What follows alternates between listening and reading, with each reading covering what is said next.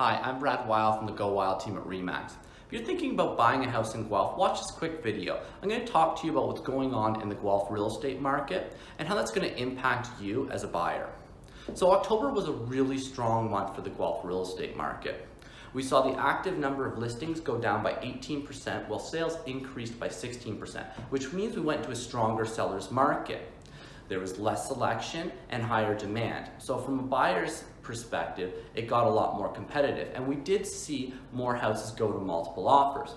Looking at the average sale price for all housing categories in Guelph, that was up 14% from October of 2018. And that's the highest gap in year-over-year appreciation that we've seen so far this year.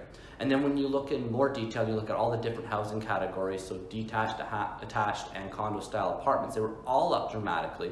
Condo-style apartments being the big winner with appreciation of over 13%. And then looking at our months of inventory, which is a key indicator on what type of market we're in. It's our supply and demand for the market.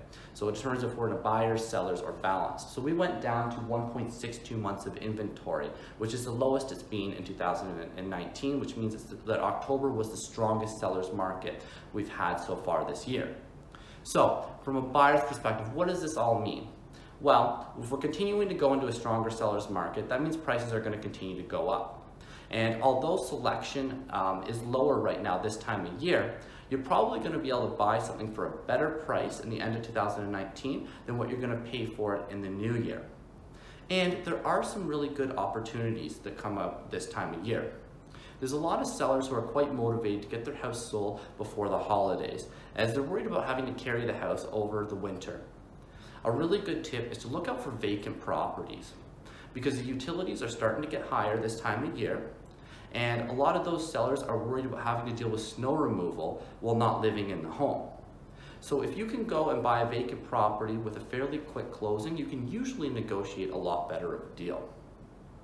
We're going to continue to see inventory drop throughout November and December, and then we'll see more houses come on in the second half of January.